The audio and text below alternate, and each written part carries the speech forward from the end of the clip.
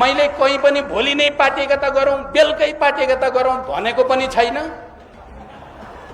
मैले सहकार्य आजै सकिन्छ भने आजै गरौँ, सहकार्य चाहिँ भरे सकिन्छ भने भरे नै गरौँ, भोलि सकिन्छ भने भोलि गरौँ, पार्लियामेन्टमा गरौँ, सडकमा गरौँ, चुनावमा गरौँ।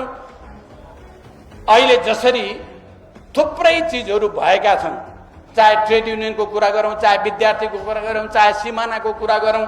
मैले अघि भने गरिब मजदुर किसानका विरुद्ध जुन षड्यन्त्र भएको छ त्यसका विरुद्ध मिल्न सक्ने जतिहरू सहकार्य गर्न जति ढिलो गर्यो दुर्घटना त्यति नै भयानक हुनेवाला छ।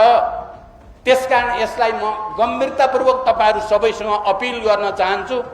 एउटै महाविवादमा हामी एउटै कित्तामा उभिएर वैचारिक सङ्घर्ष गरेका धाराका प्रतिनिधिहरू नै हौं र हामीले अहिले पनि के ठान्छौं भने यी धाराहरूलाई हामीले फेरि परिस्थिति अनुसार विचारमा बहस पनि हुन्छ, सङ्घर्ष पनि हुन्छ, एकता पनि हुन्छ र यो कुरालाई हामीले हेक्का राख्नुपर्ने हुन्छ भन्ने म ठान्छु।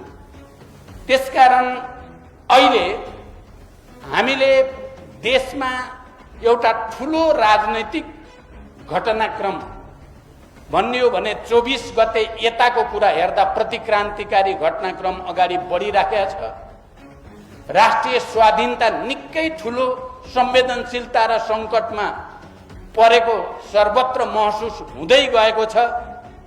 अहिले निर्वाचन पनि कहीँ न कहीँ त्यही प्रक्रियाको एउटा कडीको रूपमा प्रस्तुत भइरहेको छ।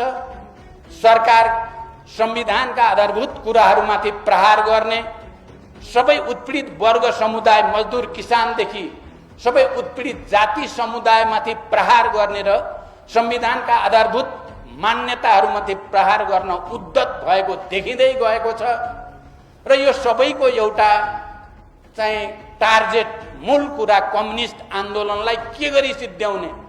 तपाईँ हामीलाई थाहा छ दक्षिण एसियामा र हाम्रो छिमेकी भारतमा त्यहाँ घोषणा गर्ने गरिएको छ कम्युनिस्टहरू सिद्ध्याइयो भारतबाट भनेर घोषणा गरेको तपाईँ हामीले सुनेका छौँ विभिन्न पात्रहरूले, विभिन्न मानिसहरूले।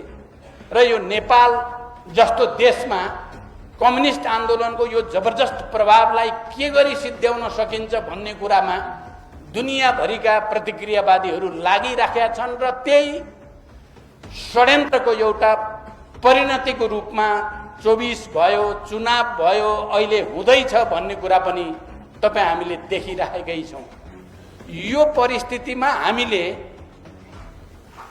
ढिलो नगरिकन भन्न चाहन्छु म चाहिँ राष्ट्रिय स्वाधीनताका पक्षमा, निरङ्कुशताका विरुद्ध, फासिजमका विरुद्ध, वैदेशिक दबाव हस्तक्षेपका विरुद्ध छिटो भन्दा छिटो वामपन्थी र देशभक्तहरू एक हुनुपर्छ। यसलाई ढिला गर्नु गल्ती हुन्छ भन्न चाहन्छु।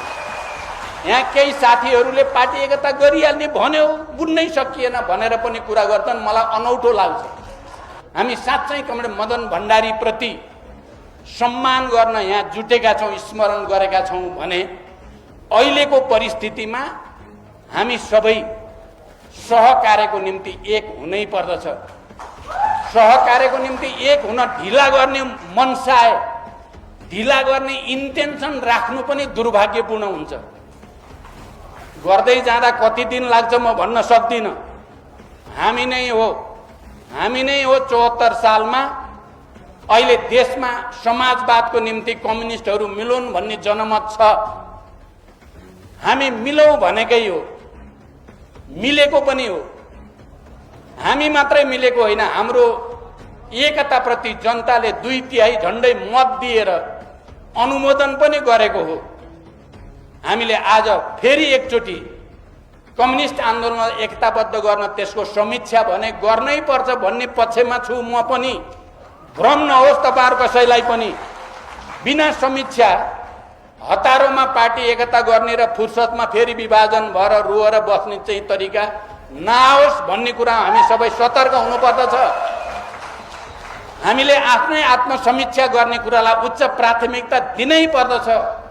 तर यसो भन्नुको अर्थ आज राष्ट्रको अगाडि आएको संकट र चुनौतीको सामना गर्न, जसरी हिजो पञ्चायती तानाशाहीका विरुद्ध हामी मिलेर लड्यौं